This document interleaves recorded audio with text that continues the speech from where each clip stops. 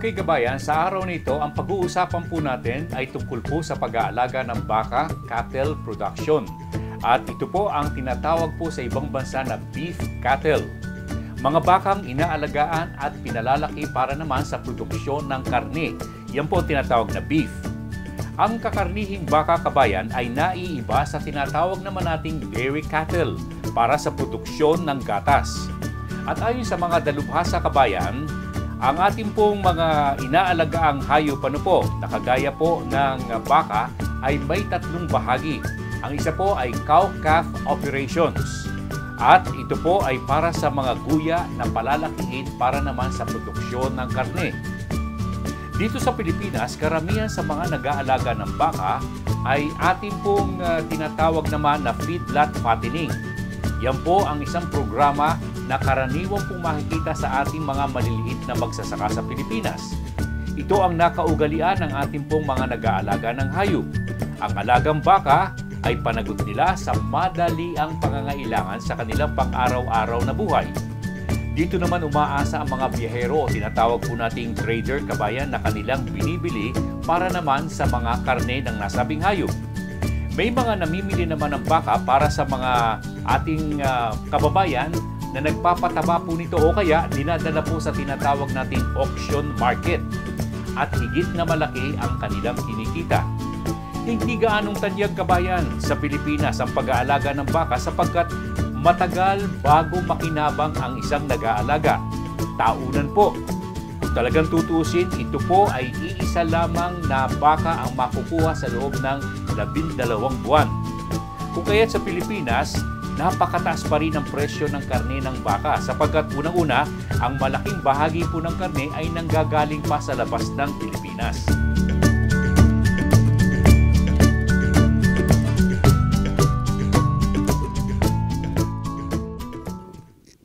Malaki po ang kasi talaga sabi nga kaya kung titingnan po natin talaga napakalaki po ng mga idle lands natin na which is very suitable for livestock production. So marami rin ditong mga balabundukin na talagang pwedeng mag-alaga ng mga hayop gaya ng baka, mga kalabaw, tupat, kambing. Pero dito sa ginagawa nyo, ano ang pinaka-main objective nito? At the same time, kayo ba ang kumukolekta, namimili sa abroad, pagkatapos nagdi-distribute ng mga baka? Ano ang pinaka-role ng department dito sa pamamagitan ng Region 5? Actually po, kung itong titingnan natin itong mga bakang ito po ay binigay sa atin ng Bureau of Animal Industry. Tapos ito po, linagay muna namin ito temporarily dito sa BEST. Ang plano po namin ito ay ililipat din po namin ito sa mga stations namin kasi meron po kaming walong mga production centers dito sa buong Bicol. Na doon din po dadalhin namin doon para at least yung ang gagawin po namin din yung mga gawing show windows ng mga different technologies on livestock development.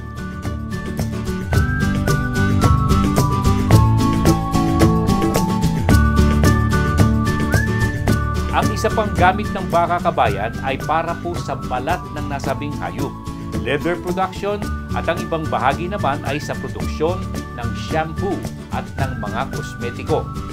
Sa ngayon, may mga rehiyon na patuloy pa rin pinag-uukulan ng kakayahan ang produksyon ng nasabing hayop tulad ng mga nakaugnay ng ating palatuntunan kamakailan. Alam po ninyo, kabayan, kung pagsisikapan lamang ng Pilipinas at ng ating pamahalaan na mailagay sa ayos ang pag-aalaga ng baka sa iba't ibang rehiyon sa ating kapuluan, malaking pakinabang ang ibibigay nito sa Pilipinas at sa ating kabuhayan. Maraming pulo, bayan o lalawigan ang angkop para naman sa pag-aalaga ng nasabing hayop kabayan. Kailangang ito ay pag-isipan po ng ating pamahalaan sa kagawaran po ng pagsasaka. Hindi natin kinakailangan o dapat na ipagwalang bahala kabayan ang produksyon ng karne ng baka o kaya naman ng kalabaw.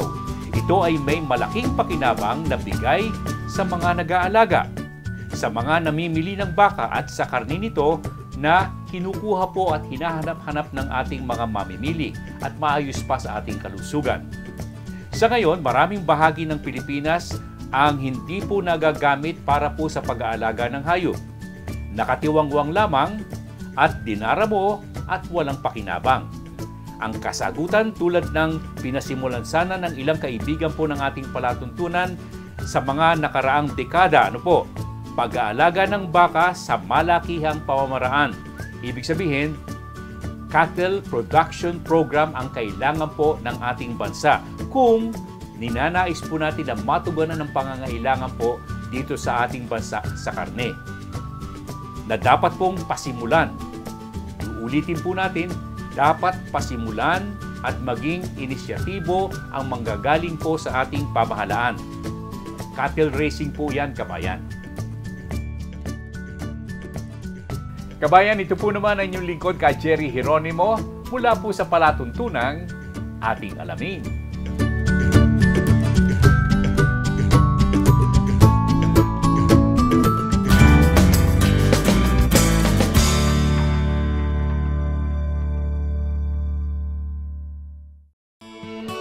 The Filipino local flavor never ceases to amaze one's taste.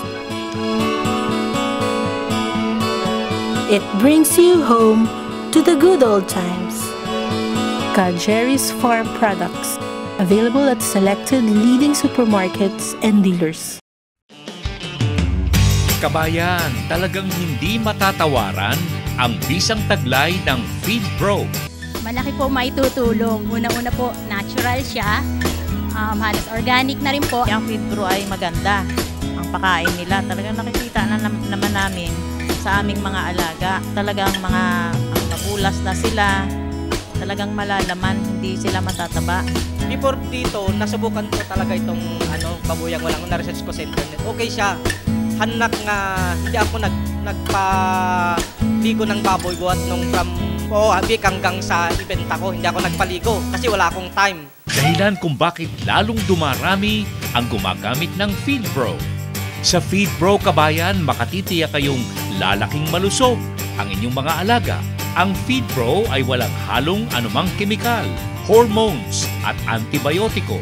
Lahat ng sangkap ay tungo sa likas na pagpapalaki ng inyong alagang baboy. Likas din ang paraang gamit. PIGS, Profitable Innovative Growing System. Bawas gastos, bawas trabaho, at halos walang masamang amoy. Kaya kabayan, pumaris na sa mga gumagamit ng Feed Pro. Lahat sila ay nasisiyahan. Mag-Feed Pro na, kabayan!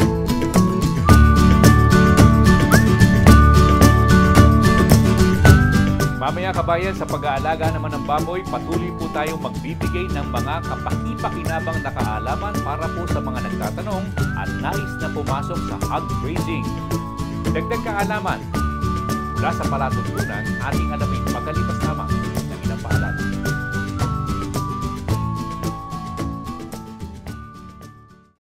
Alam mo ba na ang inahing baboy ay maaaring manganak ng 10 hanggang 12 biik? Ang biik ay pwede niyong ibenta ng 2,000 hanggang 2,500 pesos. At kikita rin kayo ng 2,500 hanggang 9,000 sa isang palakihing baboy. Paano? Sumali sa hog raising seminar ng GSK upang matutunan ang breeding, housing, farm management, at PIGS o ang tinatawag na baboyang walang masamang amoy. Para mag-enroll sa anuman sa aming seminars, tumawag sa Gabayan sa Kabuhayan Hotline 825-7454 o mag-text sa 0917-315-1654 or 0908-869-9657.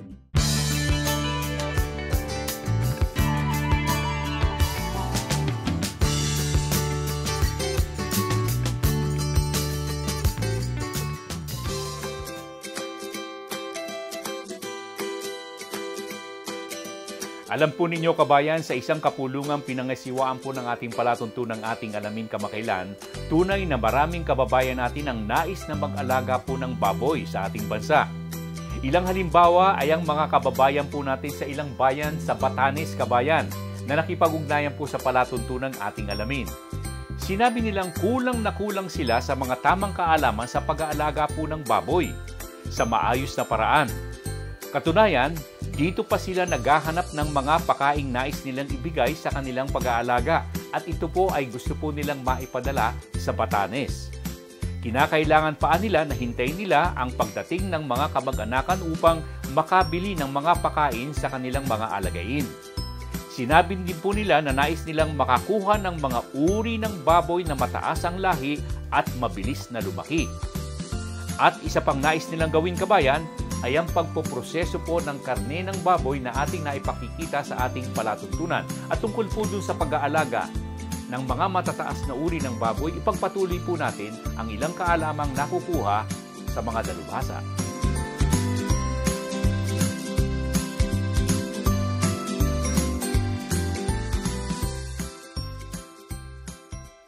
Chito, napakaraming mga teknolohiya na pinapa-adapt natin sa mga nag-aalaga ng baboy, ano.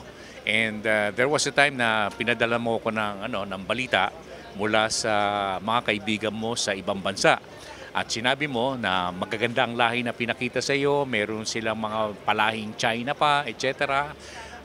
Ano ang pinaka-latest development dito kung ang pag-uusapan natin yung paramihan ng mga biik na ibinibigay ng isang inahin? Well, yung nakita ko kasi sa Europe, nagulat ako dahil talagang ang tawag nga namin doon, super sow. Dahil yung pinadala ko sa yung video, nung binivideo ko yung mga biik, binibilang ko, nasa 20. Nung pagdating sa 20, tumigil na ako eh. Tapos nung nag-uusap na kami ng may-ari, ang anak nung inahin, 26. Ibig sabihin, pag sinabi mong 2026 ang mga biik na ibinibigay, pare-pareho ba ang laki? Pare-pareho laki. Nakita mo naman sa video, pare-pareho laki. Kaya lang, yung baboy niya, na-infuse na yung Chinese strain. Pero yung fat gene at saka yung gene na nagdi-dictate ng fats, yung kapal ng taba at saka yung liter size, nahiwalay na nila. Kaya madaming mga anak yung inahin, magaling magpasuso, madaming gatas eh. Nakita ko nga inahin yun, ang suso 20. Wow.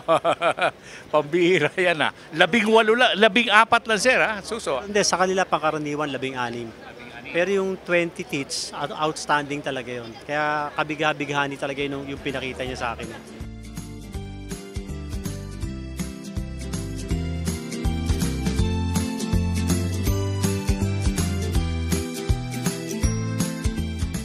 Alam po ninyo, kabayan, tunay na nakalulungkot na malamang ang mga kababayan natin ay hindi napaparatingan ng wastong kaalaman at paraan sa pag-aalaga ng mga hayop na tulad po ng baboy na kagaya po nung nakapag-ugnayan po sa atin sa mga lalawigan po dyan sa Batanes Island. Sinabi pa nilang makaluma pa rin ang kanilang mga kaalaman sa kanilang pag-aalaga, kung kaya't ang napapanood lamang po nila sa telebisyon at sa ating pong palatuntunan sa YouTube, kabayan, sa internet, ang kanilang inaasahan para sa kanilang pag-aalaga. Ito rin ay dapat na pag-ukulan ng pansin ng ating pamahalaan upang maiparating sa ilang bayan o lalawigan ang mga kaalamang makatutulong sa kanilang kabuhayan. Yan pong lahat ng iyan, kabayan, ay naipahahatid natin sa pamamagitan po ng palatuntunan ating alamin sa pamamagitan din po ng YouTube at ng Facebook. Dagdag kaalaman, kabayan, mula sa palatuntunan ating alamin.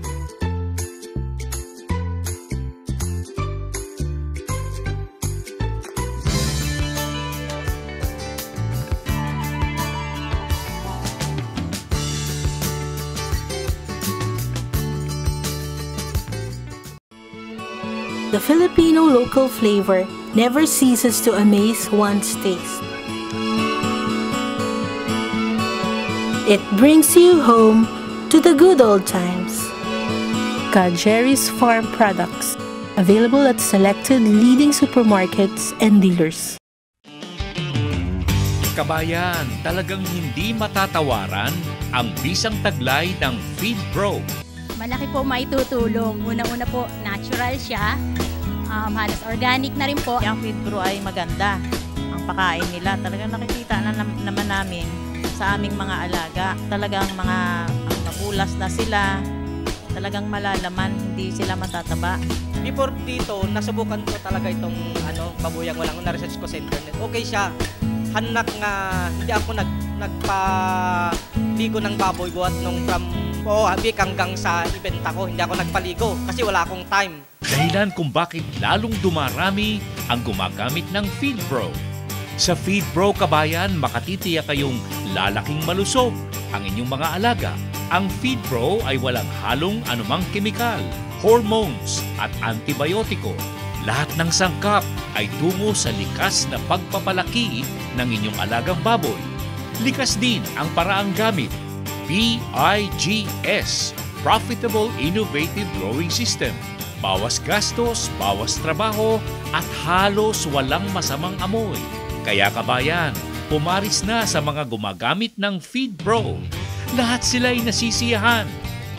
Mag-FeedPro na, kabayan!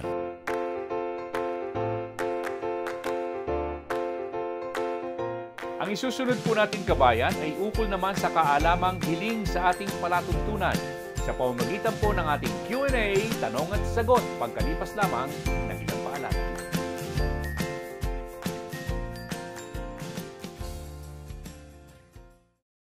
Alam mo ba na ang inahing baboy ay maaaring manganak ng 10 hanggang 12 biik? Ang biik ay pwede niyong ibenta ng 2,000 hanggang 2,500 pesos. At kikita rin kayo ng 2,500 hanggang 9,000 sa isang palakihing baboy. Paano?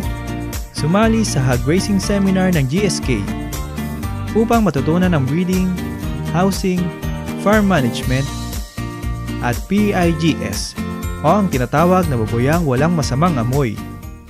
Para mag-enroll sa anuman sa aming seminars, tumawag sa Gabayan sa Kabuhayan Hotline 825-7454 o mag-text sa 0917-315-1654 or 0908-869-9657.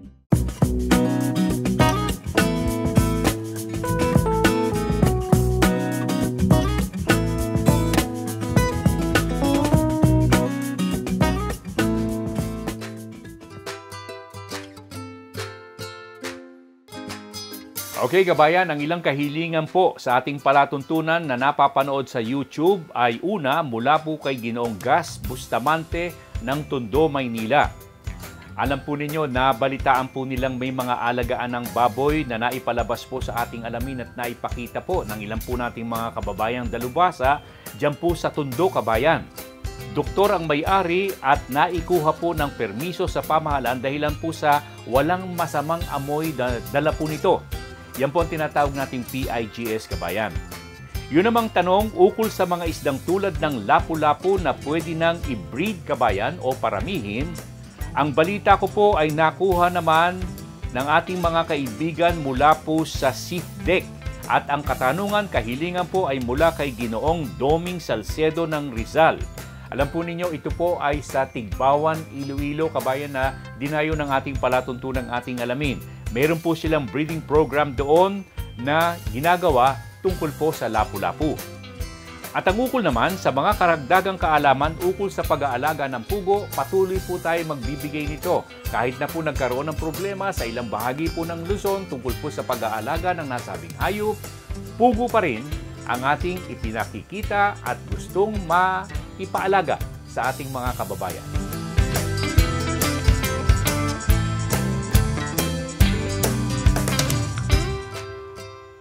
Sa tansya ko, yung dumalaga, yung unang itlog nyon, hindi lahat maliliit. Mga unang pangingitlog nyon, puro mga abnormal. May maliit, may double yolk. Doon ang gagaling yun. Hindi pa regular ang produce nila ng itlog nyon. Hindi ba nakukuha yan sa pagkain? Hindi. Ang pagkain nakukuha sa pagkain para maging normal lang ang laki nila. Kaya namin gawin yun. Pero kung talagang tutuusin, yung pagkain, gaano kalaking porsyento ibinibigay nito sa paglaki ng pugo at saka yung pagpapaganda ng itlog? Gaano kalaking tulong ay binibigay niya? Sa tansya ko, makakatulong ito mga 65%. 65? So kung medyo mahina ka sa pagpapakain, disgrasya ka? Disgrasya ka. Saka ang requirement ng pugo, kung tutusin mo kabayan, ang requirement ng pugo saka manok, ang layo ng requirement nila. Kamukha ho ng manok ho, ang protein ho ng requirement ng manok is 17 to 18% ang CP, yung protein nila. Ang energy ho nila, in kilocalorie, 2,700. Sa manok ho yun. Ang pugo, ang layer ng pugo, umaabot ho ng 22 to 23% ang protein. Ang kilocalorie, mga 3,100. Malaking diferensya. Malaking diferensya. Pero sa pagpapaano ng itlog, mas matindi bang benefit nito sa manok o sa pugo? Mas malaki ang protein requirements ito, di ba? Mas malaki ang protein requirement, pero mas konti ang kakainin niya. Ganun ho.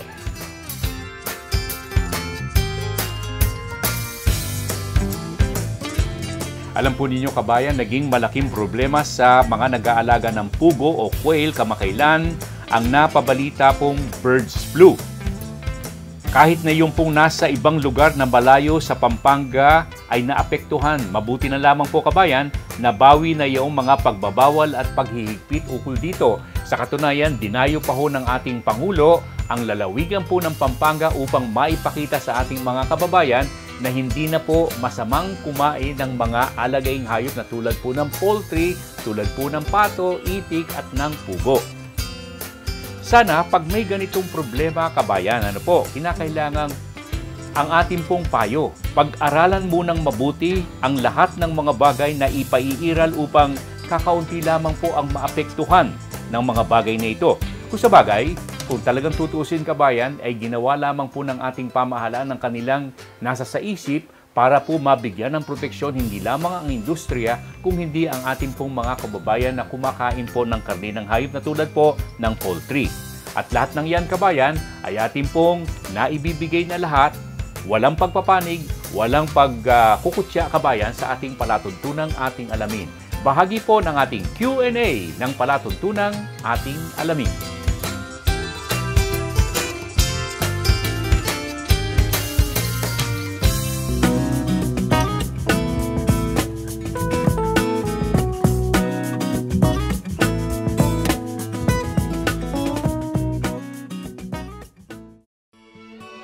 The Filipino local flavor never ceases to amaze one's taste. It brings you home to the good old times. Jerry's Farm Products, available at selected leading supermarkets and dealers. Kabayan, talagang hindi matatawaran ang bisang taglay ng Feed Pro. Malaki po maitutulong. Una-una po, natural siya. Halos organic na rin po. Yung Feed Pro ay maganda. Ang pakain nila, talagang nakikita na naman namin sa aming mga alaga. Talagang mga mabulas na sila. Talagang malalaman, hindi sila matataba. Before dito, nasubukan ko talaga itong babuyang walang na-research ko sa internet. Okay siya. Hanak nga, hindi ako nagpaligo ng baboy buhat nung from Habik hanggang sa ibenta ko. Hindi ako nagpaligo kasi wala akong time. Dahilan kung bakit lalong dumarami ang gumagamit ng Feed Pro. Sa Feed Pro kabayan, makatitiyak kayong lalaking malusog ang inyong mga alaga. Ang Feed Pro ay walang halong anumang kemikal, hormones at antibiotiko. Lahat ng sangkap ay tungo sa likas na pagpapalaki ng inyong alagang baboy. Likas din ang paraang gamit. PIGS, Profitable Innovative Growing System. Bawas gastos, bawas trabaho, at halos walang masamang amoy. Kaya kabayan, pumaris na sa mga gumagamit ng Feed Pro. Lahat sila ay nasisiyahan.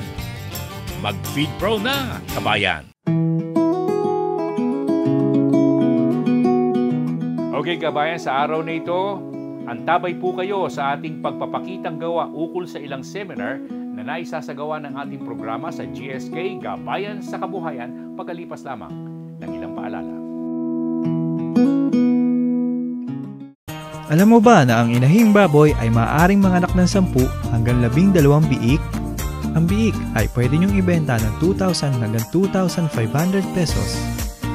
At kikita rin kayo ng 2,500 hanggang 9,000 sa isang palakihing baboy. Paano? Sumali sa Hog Raising Seminar ng GSK upang matutunan ang breeding, housing, Farm Management at PIGS o ang tinatawag na baboyang walang masamang amoy.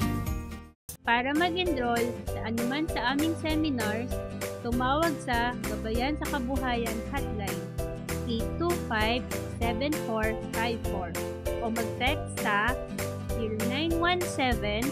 0917-315-1654 or 0908-869-9657.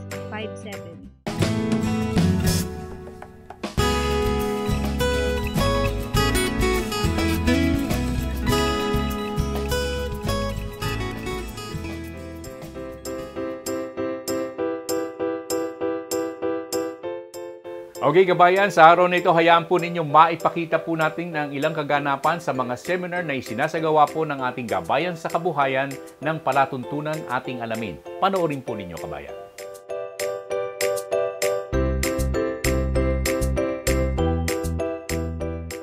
At ano kaya yung pinakaunang magiging dahilan natin kung pag-aalaga ng baboy ang pag-uusapan? Ano kaya? Income, it should be money. Dapat tsakin natin na pag tayo ay pumasok sa pag-aalaga ng baboy, tayo ay kumita. At if possible, a lot of money. Now we will start with this. Gross income of 52,500 pesos per sow per year. Kada isang inahin, you can generate an income of 52,000 pesos. Bawat isang inahin na inaalagaan. A net income of 23,000 per sow per year.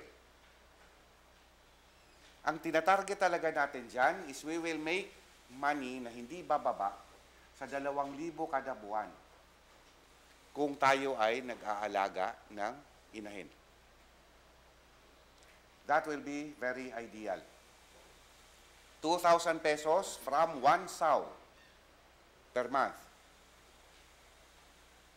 Pwede pa natin yung itaas hanggang 2,500 if we can make our production system very efficient. Babawasan natin yung tapon ng resources. And the resource na kadalasan nasasayang ay feeds. Yun din yung pinakamalaking cost doon sa swine production. We can achieve that income kung kaya nating mag-produce ng 25 piglets per sow per year. Kung makapagwalay tayo ng 25 biik mula sa isang inahin sa loob ng isang taon. At ibig sabihin ng 25 na yon, dapat walay na biik na maganda yung quality, yung naibebenta sa tamang presyo. Sino ang familiar dito sa mga figures na yon? 114, 130, 30 plus 10 equals 154. Yun yung number of days, araw ito. These are all number of days. 114 is the gestation period ng baboy. Ito yung haba ng pagbubuntis ng isang inahin. Okay? Simula papabulugan yung inahin. Kung successful ang pagpapabulog or ang pag-artificial insemination, in 114 days, plus or minus 2, manganganak yung inahin. Yung 30 is the lactation period. Yung 10, the 10 there is what we call the non-productive days. Non-productive days because this is the period between weaning nung pagwalay ng biik at saka doon sa pagpapabulog. Yung magbubuntis na ulit ang inahin. The objective of the swine industry is to reduce 10 to 5 if possible. Na dapat 5 araw pagkatapos mawala yung biik, ay mag-hit na ulit yung inahin para mapabulugan na siya. Kung gusto po ninyong makibahagi o sumali sa mga seminar na inyong nagugustuhan mula po sa GSK Kabayan, kontak lamang po kayo sa aming tanggapan dito po sa ating programa para maitala po namin ang inyong mga napiling seminar. Ang ating mga contact number ay makikita po ninyo sa television screen, sa inyong pananood, hindi lamang sa telebisyon kung hindi sa YouTube Kabayan. Punta rin po kayo sa ating tanggapan dito po sa Parañaque City, kabayan ko, number 10 Green Heights Avenue, Green Heights Subdivision, sa Sukat, Parañaque, Metro Manila. GSK Kabayan, kabayan sa kabuhayan ng palatuntunan, ating alamin.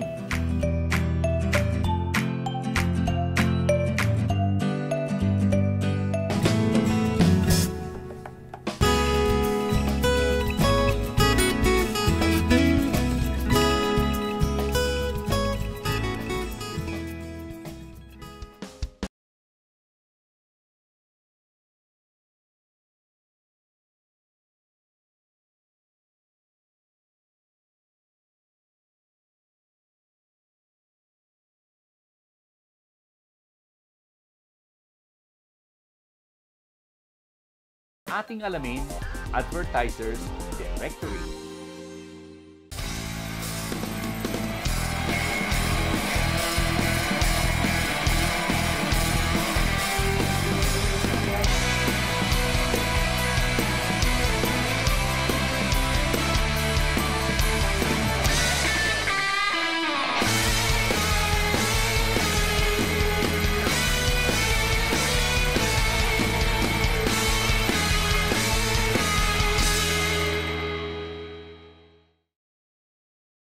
Fast times need fast solutions.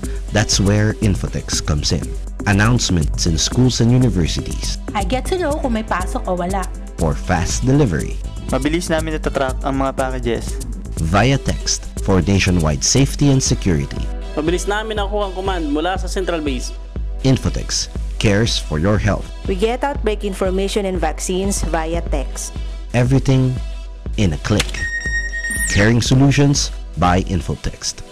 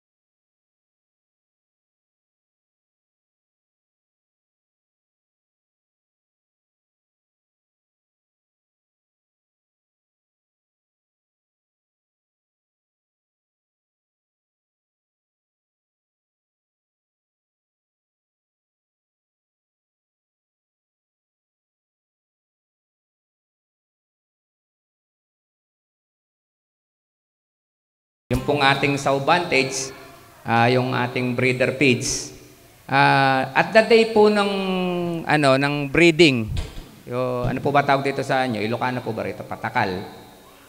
Patakal. Sa day po ng patakal ng baboy o breeding, pagpapaasawa sa ating inahin, huwag nyo po siyang bibigyan ng pagkain. Maghapon po, 24 hours, at the day ng breeding. Kasi po, pag binigyan nyo ng pagkain yan, yung pong bituka at saka po yung dinadaanan ng similya magkatapat para po yung hose ng tubig na natapakan, liliit po yung butas na ginalalangayan ng similya, matatrap po sila.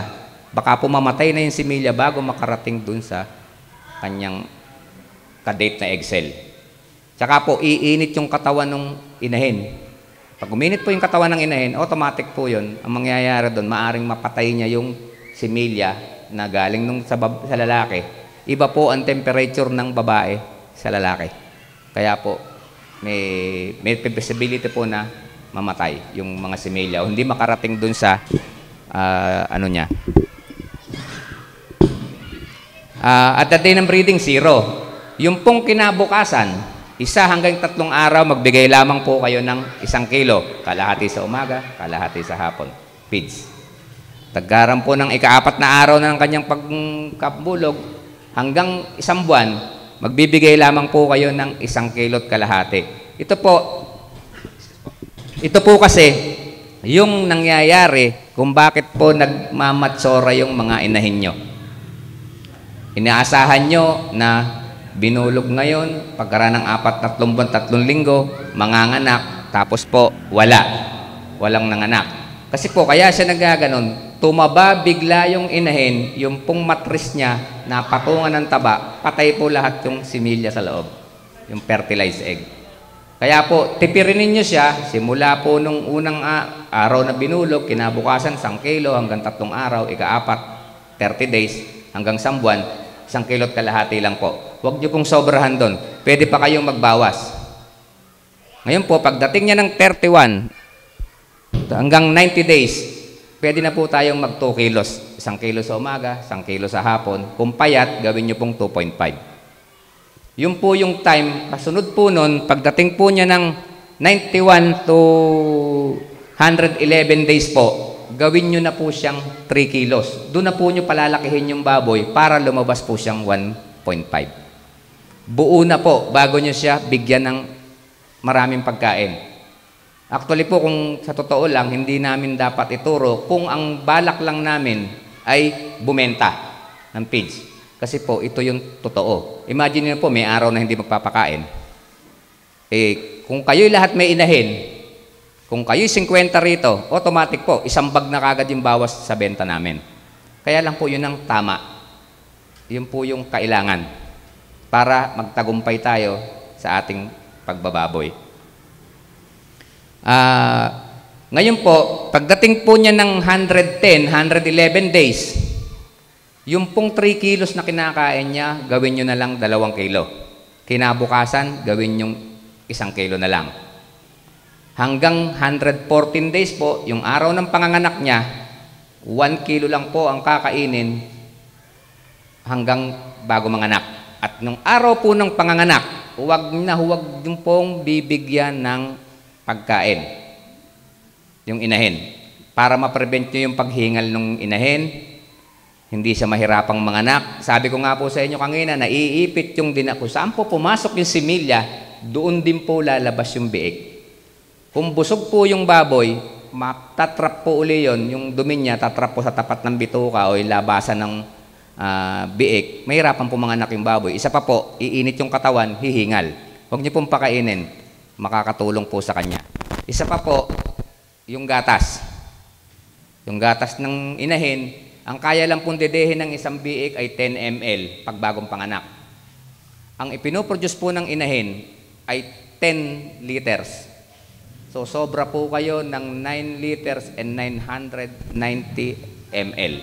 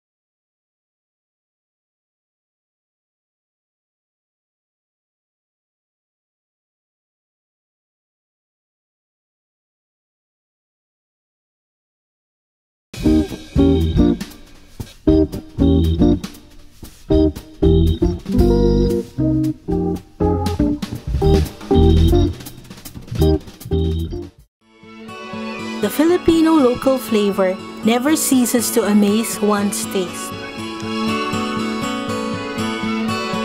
It brings you home to the good old times. Jerry's Farm Products, available at selected leading supermarkets and dealers. Kabayan, talagang hindi matatawaran ang bisang taglay ng Feed Pro. Malaki po maitutulong. Una-una po, natural siya. Halos organic na rin po. Ang feed brew ay maganda.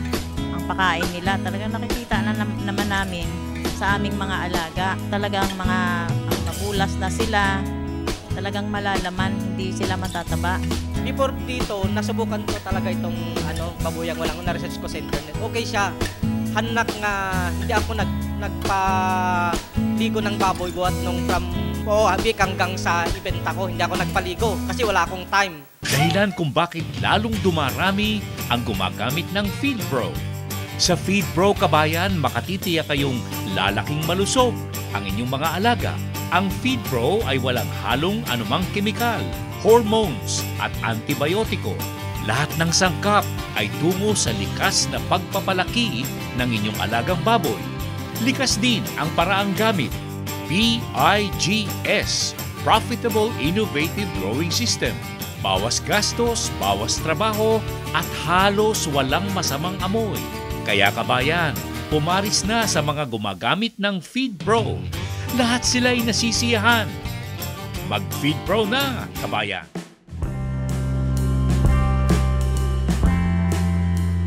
Okay kabayan, antabay po kayo sa huling bahagi ng ating palatuntunang ating alamin tungkol pa rin sa pag-aalaga ng baka ang ating pag-uukulan ng pansin. At bahagi po ng ating kung tawagin ay Balik Tanaw. Throwback Thursday kabayan. Ang ating kaibigan, ang yumaong dating kalihim po ng kagawaran ng pagsasaka, si Ginoong Roberto S. Sebastian. Bubut Sebastian kabayan. May tuturing po nating ama ng pag-aalaga ng baka sa Kamindanawan. Mamaya, pagkalipas lamang ng ilang paalala. Alam mo ba na ang inahing baboy ay maaaring manganak ng 10 hanggang 12 biik? Ang biik ay pwede niyong ibenta ng 2,000 hanggang 2,500 pesos. At kikita rin kayo ng 2,500 hanggang 9,000 sa isang palakihing baboy. Paano? Sumali sa Hog Raising Seminar ng GSK upang matutunan ang breeding, housing, farm management, at PIGS o ang tinatawag na baboyang walang masamang amoy. Para mag-enroll sa anuman sa aming seminars, tumawag sa Gabayan sa Kabuhayan Hotline 825-7454 o mag-text sa 0917-315-1654 or 0908-869-9657.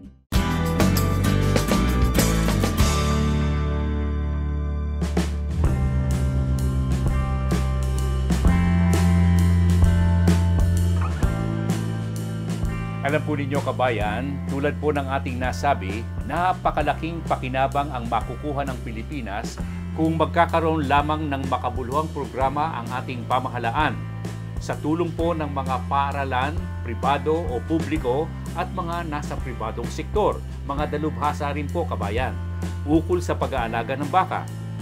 Bakit kailangang palakasin ang produksyon ng baka sa Pilipinas? Ang kasagutan ay nasa sa ating kaisipan kabayan at nasa isipan po ng balana. Bumibili ang maraming kababayan po natin ng karne ng baka. Bukod sa rito, malaki ring pakinabang ang ibinibigay sa maraming kababayan nating nais na mag-alaga ng nasabing hayop. Sa ibang bansa kabayan, alam po ninyo, may mga programa sila sa pag-aalaga ng baka. Mayroon pa silang tinatawag na hands-on educational program ukol naman sa pag-aalaga. Sabi nga sa ulat na ibibigay sa mga nag-aaral at nag-aalaga ng nasabing hayop ang mga mahahalagang kaalaman at pagsasaliksik o research ukol po sa baka. Sa ilang bahagi ng kanilang mga programa, kanilang naidaragdag ang mga kaalamang nakukuha naman sa mga laboratorio.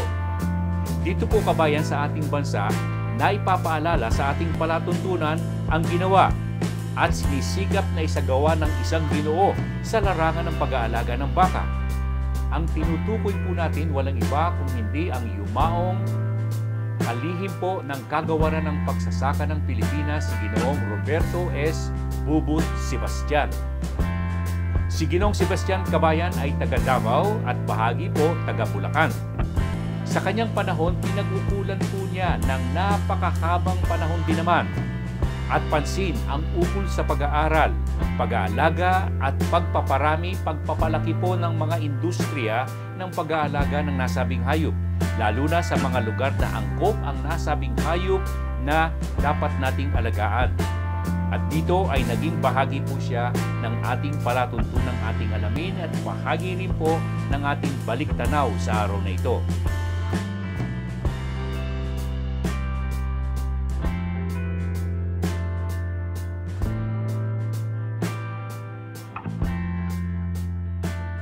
Sir, between this, sa livestock, sa production ng milk at saka sa meat, ano ang medyo abante sa atin? Ano uunahin ang dapat natin unahin? Well, sa atin two-prong approach yan because it is very, very hard to convince people right now to go into dairy production for as long as the major operators can source cheap milk from abroad at subsidized prices now. But eventually, when those subsidies are gone, imported milk will be very expensive. So binibigyan natin din ng dairy development and hopefully we can really find the right breed that will be double purpose both for milk and meat production. What will be the right breed? Tinitingnan namin tong Flake B Simbra, which I understand is a very good milk producer but at the same time a good meat producer. But itong ating yun Holstein Sahiwal, okay na rin to except that as we get more offsprings we have to improve the genetics and put in more Holstein blood in it to get more milk per head, no? Yung mga bata ba dito nahilig na sa sa milk? Oo, yung we call it the ice candy. Enjoy na sila. Bakit ginagawa mo ng ice candy? Oh, kasi when I first started this, when we started giving it to the children, ayaw nila kasi iba daw ang lasa ba? Ang amoy. Ayaw ng gatas. Oh. So we started putting chocolate, putting sugar, put it in a small plastic container, put it in the freezer. When it's frozen, bigay mo sa kanila. Ilog na. Yung dairy farm sa San Tomas ngayon, Jerry, ang daily production ngayon ay 1,000 liters na. Kulang pa rin. And thanks to the local government units na tumulong sa Department of Agriculture para sa kanilang tinatawag natin nutrition program, no? So initially they were subsidizing the sale of milk to the school children. But now, ngayon, natuto na uminom ng fresh milk ang mga estudyante. So hinahanap na nila. Meron na rin tayong distribution center dito, sir? Dito sa Bukidnon hindi ko pa alam. Pero ang processing plant ng dairy cooperative dito sa El Salvador, Cagayan de Oro. Ang diferensya dito individual dispersal Yung ginawa natin bagong module sa Davao, collective ownership na. So integrated lahat from milking to processing. Lang, collective very easy. Pero sir, pagka sa maliit na kooperatiba, parang hindi kakayanin itong ganitong setup? Module. Well, yung sinatap na sa cooperative na nagfa-function ngayon sa San Tomas, mas malaki pa rito because we started with 200 cows. And now it's self-sufficient. They're slowly paying their debts. And if they decide to liquidate now, yung sa presyo lang ng mga baka nila, dahil nag-start sila ng 200, ngayon 500 na 500 na ang kanilang baka If they just sell that, bayad yung utang nila So, it can be done on a smaller scale.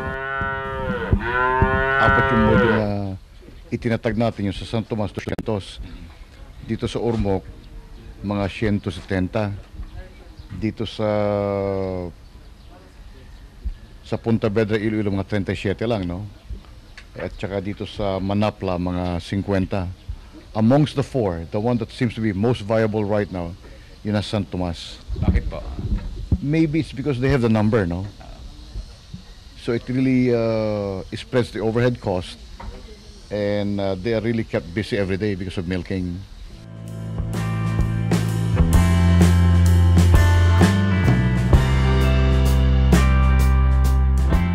Alam po ninyo kabayan, kung sa bagay, may kasabihan, uliman at magaling ay naihahabol pa rin. Noong mga panahong yaon kabayan, sinusubaybayan ng ating alamin ng programa sa pag-aalaga ng baka.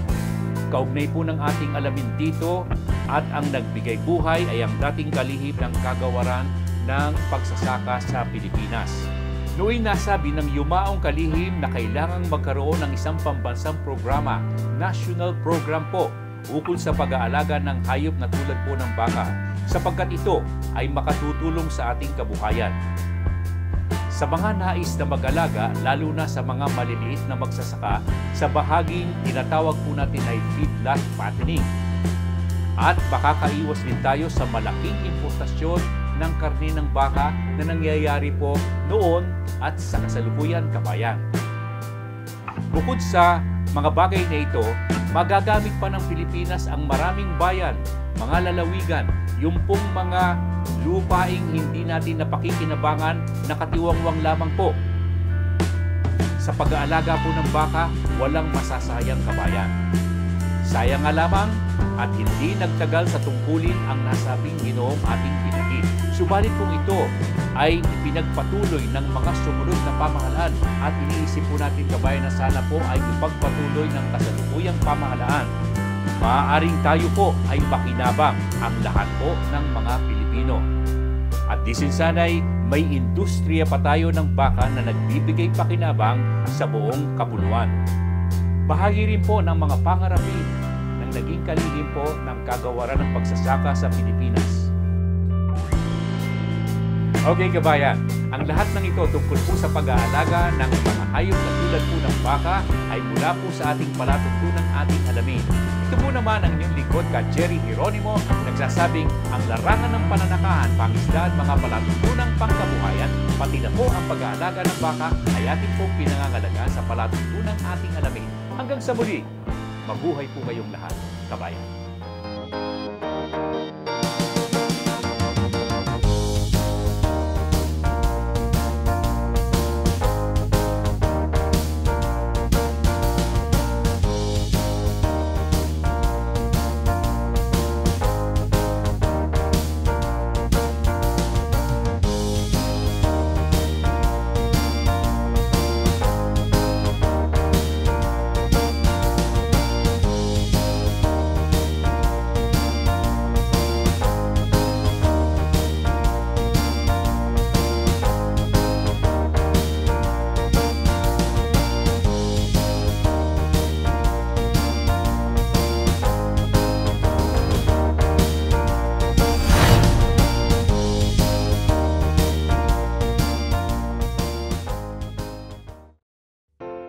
Kabayan, subscribe po kayo para po sa ating palatuntunang ating alamin sa YouTube.